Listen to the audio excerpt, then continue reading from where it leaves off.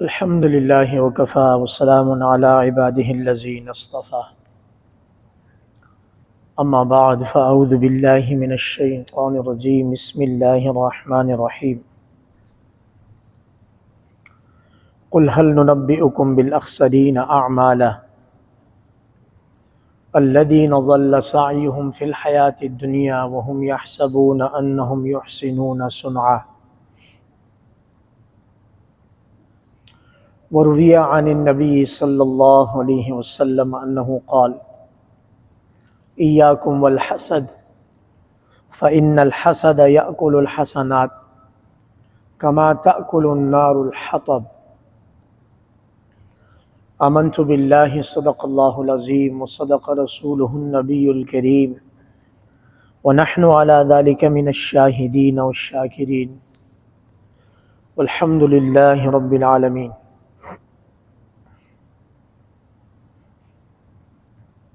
معزز سامعین کرام، السلام علیکم ورحمۃ اللہ وبرکاتہ۔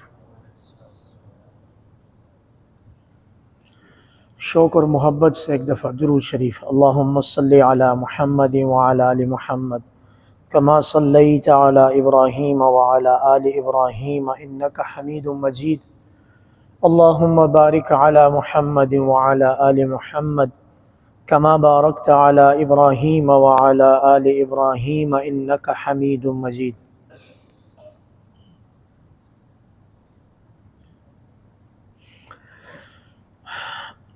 ہم سب کو سچائی اور دیانتداری کے ساتھ اللہ تعالیٰ کے دربار تک اپنی نیکی لے جانی ہے۔ ہم سب کو سچائی اور دیانتداری کے ساتھ اپنی نیکی اللہ پاک کے دربار تک لے جانی ہے۔ بظاہر یہ آسان ہے، لیکن نیکی کو بچانا، اس کے لیے تھوڑا دیوانہ پن چاہیے۔ نیکی کو بچانے کے لیے تھوڑا دیوانہ پن چاہیے، عشق اور محبت چاہیے، اور وہ شخص بچا لیتا ہے جو اس سادہ سی مثال پر عمل کرے، نیکی کر دریا میں ڈال، نیکی کر۔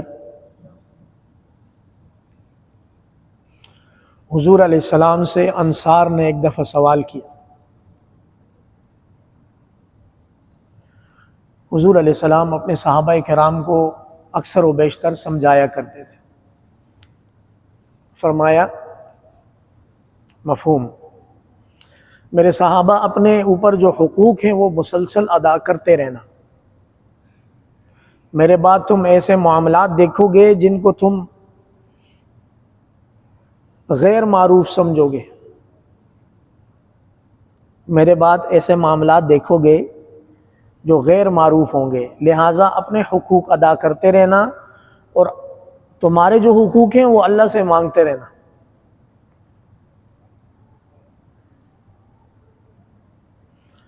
اسی کو آگے چل کر آپ کہہ سکتے ہیں نیکی کر دریا میں ڈال۔ قرآن مجید میں نیکی کے حوالے سے مختلف ہدایات ہیں۔ من عمل صالحا من عمل سیئا، جو نیکی کرے اس کو یہ ملے گا، جو بدی کرے، برائی کرے، اس کا یہ ہوگا۔ ایک جگہ پر بڑا ڈیپ ارشاد ہے، بڑی گہری بات ہے۔ رب تعالیٰ فرماتے ہیں من جاء بالحسنہ، یہ پچھلی تمام آیات کی گویا ایک واضح تفسیر ہے۔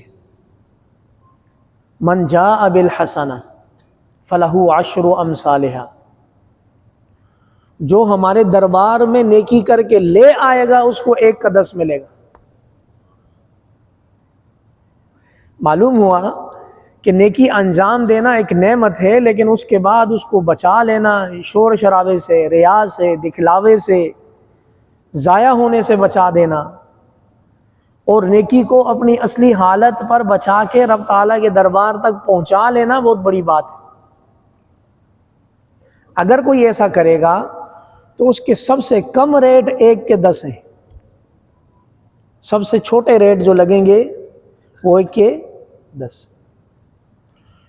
اب اگر اس میں اخلاص شامل، تقوی شامل، للہیت شامل، خدمت خلق شامل، اللہ رب العزت کی رضا شامل، اب اللہ رب العزت اس کے اجر کو اتنا بڑھائیں گے، اتنا بڑھائیں گے، اتنا بڑھائیں گے کہ قرآن مجید میں ارشاد ہے واللہ یضاعف لمن یشاء، 7 کا 70، 70 کا 700 گنا، 700 گنا سے زیادہ اللہ پاک اس کو گنتی سے باہر کر دیں گے۔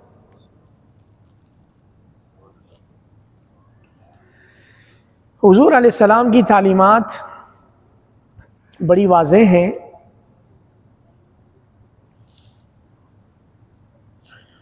حضور علیہ السلام نے اپنی امت کو آخرت کی نیکی کی طرف اتنا متوجہ کیا، گزشتہ جمعے کو بھی یہ بات آئی تھی۔ حضور علیہ السلام نے پوچھا من المفلس، غریب کون ہے؟ دوسرے آسان الفاظ میں کنگلا کون ہے؟ کنگلا۔ تو ہمارے ذہن میں یہی آئے کہ جس کی جیب میں کرنسی نہ ہو، جس کے پاس کوئی سیونگ نہ ہو، وہ کنگلا ہے، خالی ہے۔ لا، نہیں، یہ کنگلا نہیں ہے۔ کنگلا وہ ہے جو قیامت والے دن نماز، روزہ اور زکوٰۃ کے انبار لے کر آئے گا، 2 4 نہیں، انبار لے کر، پہاڑوں جیسے لے کر آئے گا۔ پھر قد شتم کذا وسب کذا وغصب مال کذا ودفع الی کذا، قربان جائیے۔ حضور علیہ السلام نے ایسا آڈٹ فرمایا ہے، ایسا آڈٹ کیا ہے، اتنی نیکیوں کے پہاڑ لے کر آئے گا۔ کسی کو برا بلا کہا، کسی کو زبان سے تکلیف دی، کسی کا مال کھایا، کسی کے ساتھ دھوکہ دیا، اب یہ انبار میں سے پے کرے گا اس کو۔ اچھا، بڑی ہی دلچسپ بات، آخرت میں ادائیگی کی جو ٹرم ہے وہ نیکی ہے۔ یہاں اگر خدا نخواستہ کسی نے کاغذ کا ٹکڑا 1000 روپیہ کھایا ہے کسی کا، تو آخر میں نیکیاں دے گا، مارکیٹ ہے، ویلیو ہے نیکی کی۔ یہاں یہ انسان کے ہاتھ کے بنے ہوئے کاغذ کے ٹکڑے کرنسی ہے، اللہ کے دربار میں یہاں انجام دی گئی نیکی وہاں کی کرنسی ہے۔ بہت ہی مہنگی پیمنٹ ہے، بہت ہی، mode of payment very hard. جس طرح آج کل بٹ کوائن کی مائننگ ہوتی ہے، ابھی تک پاکستانی حکومت اور علماء پاکستان کا اس کے جائز ہونے پر اتفاق نہیں ہے۔ بٹ کوائن کی مائننگ آج کل کی مارکیٹ میں ایک معنی رکھتی ہے، یار مائننگ ہو رہی ہے بٹ کوائن کی۔ رب تعالیٰ کے دربار میں نیکی کی مائننگ ہو ہی نہیں سکے گی، جو کر دیا سو کر دیا، اکاؤنٹ کلوز۔ حضور علیہ السلام کے ارشادات گرامی قیامت تک کے آنے والے لوگوں کے لیے ایک مشعل راہ ہیں کہ میری امت، غریب وہ ہے جو بہت زیادہ اعمال لے کر آئے گا لیکن آخرت میں پیمنٹ کرے گا، اور وہ پیمنٹ بہت بھاری ہوگی۔ اب آئیے سورہ کہف، رکوع نمبر آخری، پارہ نمبر 16ویں پارے کا تیسرا رکوع۔ قل هل ننبئکم بالاخسرین اعمالا، اے محمد صلی اللہ علیہ وسلم ان سے فرما دیجئے، آؤ میں تمہیں اطلاع دوں ان لوگوں کے بارے میں جو اعمال میں خسارے میں ہوں گے۔ دین اسلام کی حقانیت یہ بھی ہے کہ کوئی چیز چھپا کے رکھی نہیں ہے، کوئی سیکرٹ چھوڑا نہیں ہے کہ کوئی کہے مجھے پتہ نہیں۔ ہماری غفلت ہے، گوناگوں مصروفیات کے انبار تلے، بوجھ تلے دبے ہوئے ہیں، چنانچہ ہمارے پاس کتاب ہدایت پڑھنے کے لیے ٹائم ہی نہیں ہے، بالکل ٹائم نہیں۔ اور اس ضمن میں ایک چھوٹی سی بات کرتا چلوں، ہم لوگ وہ پیڑھی ہیں کہ جن کو ان کے والدین نے نورانی قاعدہ قرآن کسی نہ کسی طرح پڑھا دیا، قاری صاحب کے پاس بھیج دیا، کوئی محلے کی کوئی خالہ ہوتی تھی ان کے پاس بھیج دیا، یعنی گھر سے باہر نکال کے کسی نہ کسی طرح قرآن کی تھوڑی بہت تعلیم دے دی۔ یہ بھی میں میکسیمم کے بارے میں کہہ رہا ہوں، سارے نہیں۔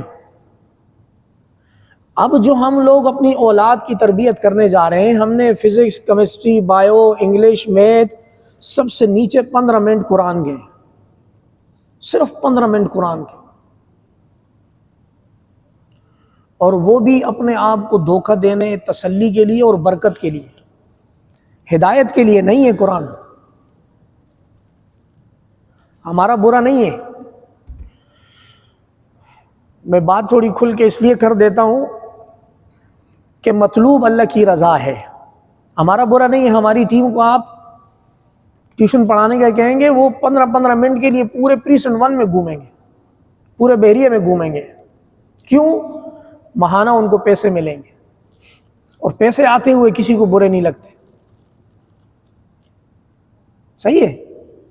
آپ بتائیے، اپنے گریبان میں جھانک کر گھر میں کوئی تعلیم حاصل کر کے کوئی انجینئر بنائے، ٹیوشن پڑھ کے کوئی ڈاکٹر بنائے، کوئی شیف بنائے بریانی پکانے والا گھر میں، وہ کہے میں گھر میں دسترخوان کی کتاب پڑھوں گا اور ماہر شیف بن جاؤں۔ عمومی دستور ایسا نہیں ہے۔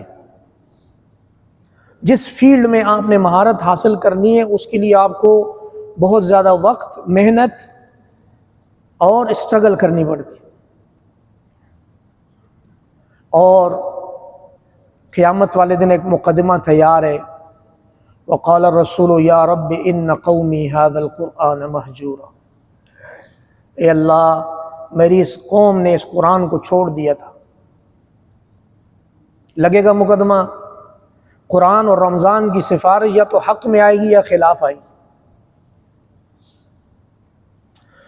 سوچ لیجئے گا کہ آپ بچوں کو گھر میں ٹیوشن پڑھا کے قرآن کا ماہر بنانا چاہ رہے ہیں یا ٹائم پاس کر رہے ہیں۔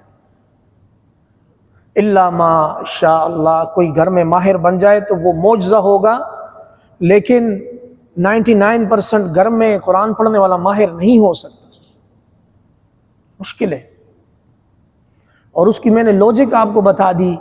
آپ بچے کو دنیاوی تعلیم کے لیے چھوٹی کلاس کے لیے آپ اس کو، چاہے آپ او لیول کھلائیں اس کو، چاہے آپ اس کو میٹرک سسٹم میں ڈالیں، آپ اس کو صبح سویرے تیار کر کے گھر سے بھیجتے ہیں 2 بجے تک، تڑلے بھی کرتے ہیں، اسکول کے نخرے بھی ہیں، ٹرانسپورٹ کے بھی ہیں، سب کچھ ہے، سر کرتے تھکتے نہیں آپ۔ اور قرآن کے جو ٹیوشن پڑھانے والا قاری صاحب آتا ہے اس کو فون پہ، قاری صاحب بچوں کی چھٹی ہے جاؤ، دل کٹتا ہے میرا۔ قرآن کے ساتھ ایک طرح ہے، یہ اگنورینس ہے، ہائی لیول اگنورینس، کچھ نہیں ملے گا۔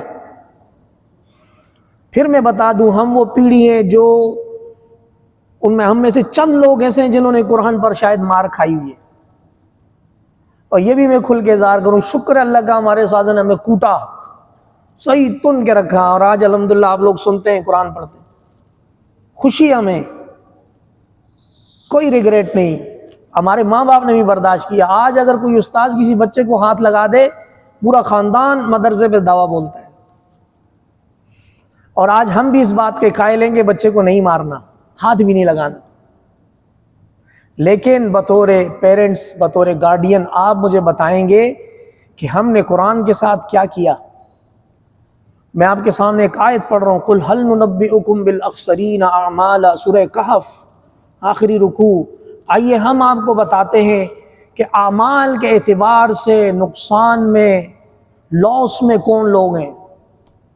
الَّذِينَ ضَلَّ سَعْيُهُمْ فِي الْحَيَاةِ الدُّنْيَا، یہ وہ لوگ ہیں جو اپنی کوشش گمراہ کر چکے دنیا کی زندگی میں، کوشش کی لیکن غلط کوشش کی، کوشش کی لیکن کوشش ہی غلط ہو گئی۔ جب آپ تار جوڑیں گے، نیوٹرل کی جگہ فیز، فیز کی جگہ نیوٹرل، تو بلاسٹ ہوگا۔ الذین ضل سعیہم فی الحیاۃ الدنیا وہم یحسبون انہم یحسنون صنعا۔ قرآن مجید دل کے اندر ڈیپتھ کی بات ایسے نکال کے سامنے شفاف کر کے رکھتا ہے، اور وہ یہ سمجھتے رہے کہ وہ بہت ہی اچھا کام انجام دے رہے ہیں۔ لاؤ بھائی، عاملۃ ناصبہ، عمل کر کر کے تھک گئے۔ قرآن عاملۃ ناصبہ، اللہ کی عبادت حضور کے طریقے کے علاوہ عمل کر کر کے تھک گئے. تسقا من عین آنیہ، کھولتے ہوئے چشمے سے پانی پلایا جائے گا.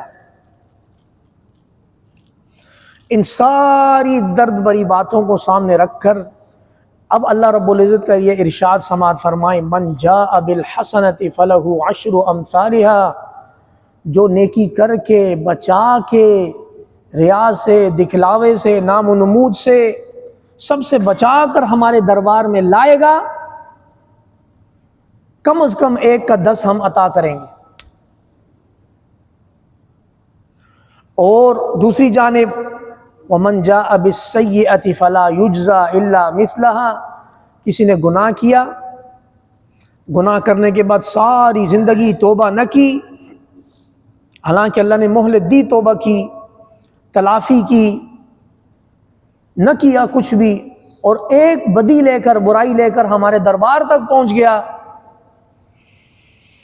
تو اس کو بدی کا بدلہ اسی کی بدی کی کوانٹٹی میں دیا جائے گا، زیادہ یا کم نہیں دیا جائے گا. کرامن کاتبین یعلمون ما تفعلون، کرامن کاتبین، ہر شخص کے کندھوں پر 2 فرشتے، ایک دایاں ایک بایاں، یہ نیکی لکھتا ہے، یہ برائی لکھتا ہے. نیکی لکھنے والا امیر ہے، یہ مأمور ہے، یہ سپیریئر ہے اور یہ انڈر سپرویژن ہے. دل کے اندر نیکی کا ارادہ پیدا ہوتا ہے، یہ جٹ سے لکھتا ہے. رحمت خداوندی، ابھی ارادہ کیا ہے، دیا نہیں ہے، جیسے ہی ارادہ ہوا یہ نیکی لکھ دے گا.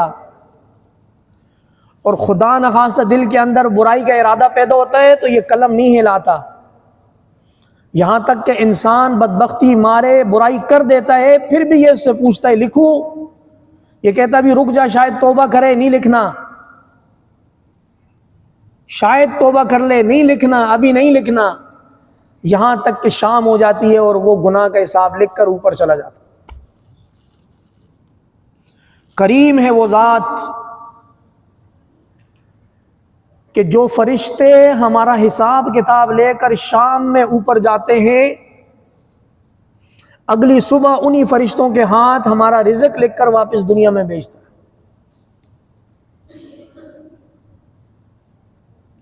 میرے معززین، اپنی نیکیوں کو سچائی اور دیانتداری کے ساتھ خوب بچائیں.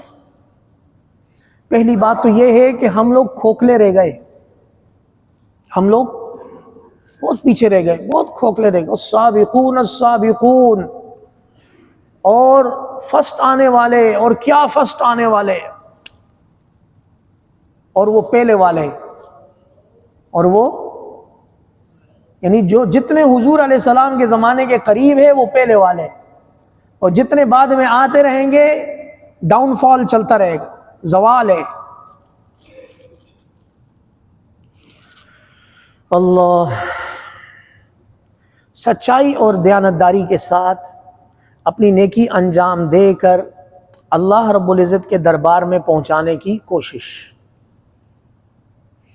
نیکی اتنا بڑا وسیع مفہوم ہے کہ اللہ کریم اگر بخشش پر آ جائیں تو بنی اسرائیل کی ایک بدکار خاتون کو کنویں پر پانی پینے کے لیے آئی، اس کو ترس آیا، ایک کتا پیاسا تھا، اس نے کنویں میں سے اپنے جوتے میں پانی ڈال کر اس کتے کو پلا لیا. اللہ کریم نے اس کی بخشش فرما دی. ٹھیک ہے. ایک دوسری خاتون نے اپنی بلی باندھ کے رکھی اور اس کو تکلیف دی. میں آپ کو لیول بہت چھوٹا بتا رہا ہوں، انتہائی چھوٹا، جو بچوں کو سنانے کے قابل ہے. ایک جانور کے معاملے میں ایک گناہگار خاتون کی بخشش، اور اسی طرح ایک پالتو جانور بلی کے معاملے میں گناہگار خاتون نہیں تھی، لیکن اس نے اس بلی کا خیال نہیں کیا، اس کو باندھے رکھا. اس کے باندھنے کی وجہ سے اس کی بھوک پیاس میں فرق آیا، اللہ رب العزت نے اس خاتون کو عذاب دیا.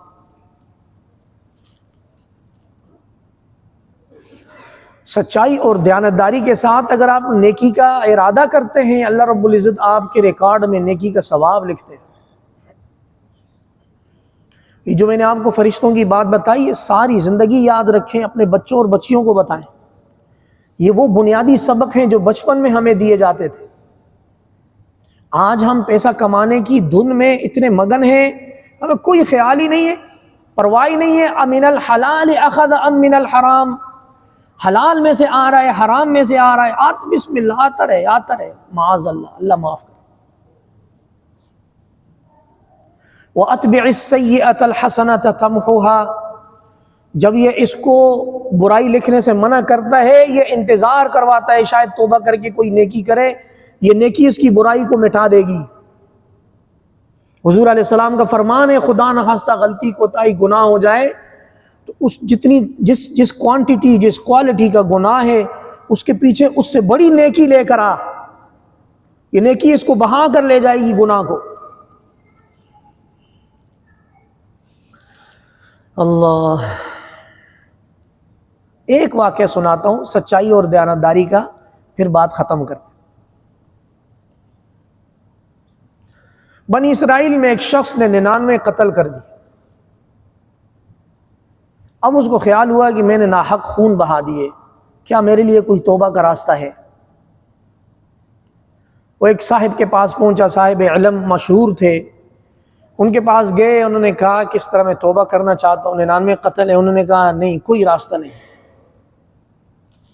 اس نے کہا اچھا کوئی نہیں ہے، چل تو 100واں پھر، صحیح سینچری ان کو بھی برابر کر دیا۔ اب دل میں ندامت آ گئی تھی، 100 پورے ہو گئے، پھر کسی سے پوچھا، کہا فلاں بستی میں جا، وہاں کوئی اللہ کا بزرگ بندہ ہے، شاید وہ تمہیں کوئی راہ ہدایت دکھا دے، تمہاری توبہ کی کوئی صورت بن جائے۔ اب اس کی نیت سچی تھی، یہ چل پڑا، چلتے چلتے درمیان راستے میں انتقال ہو گیا قدرتاً۔ 2 طرح کے فرشتے اترے آسمان سے، نیک روح لینے والے بھی اور گناہگار روح لینے والے بھی، دونوں کا جھگڑا ہو گیا۔ گناہگار روح والوں کی دلیل مضبوط، وہی 100 قتل کیے ہوئے ہیں اور راستے میں تھا، ابھی پہنچا بھی نہیں ہے، لہٰذا اس کی روح ہم لے کے جائیں گے اسفل سافلین، سجین میں لے کے جائیں گے، جہنم کے گڑھوں میں لے کے جائیں گے۔ اور نیک روح والوں نے کہا نہیں، اس نے ارادہ کر دیا تھا توبہ کا، راستے میں تھا، لہٰذا اس نے چونکہ ارادہ کر دیا لہٰذا ہم لے کے جائیں گے۔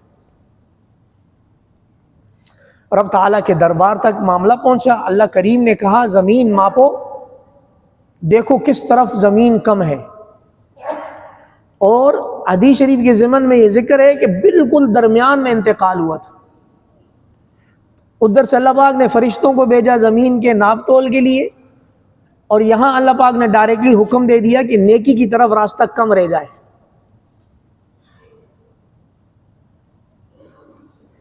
نبئ عبادی انی انا الغفور الرحیم، کہہ دو میرے بندوں سے میں بڑا بخشش والا ہوں، میں بڑا بخشش والا ہوں، مجھے کوئی پرواہ نہیں میں جب معاف کرنے پہ آؤں۔ غفرت لک ولم ابالی، کیا شان ہے، میں تیری بخشش کر دوں، مجھے ذرہ برابر کسی کی پرواہ نہیں۔ چنانچہ وہ فرشتے آئے، جب ناپنا شروع کیا تو اس بستی کی طرف 1 بالش زمین کم رہ گئی تھی۔ چنانچہ نیک روح لے جانے والے فرشتے اس کی روح کو مغفرت والے خانے میں لے گئے۔ میرے معززین، سچائی اور دیانتداری کے ساتھ نیکی انجام دیتے رہے۔ اللہ کریم ہمیں کہنے سننے سے زیادہ عمل کی توفیق عطا فرما دے۔ وآخر دعوانا الحمدللہ رب العالمین، سنتیں ادا کیجیے۔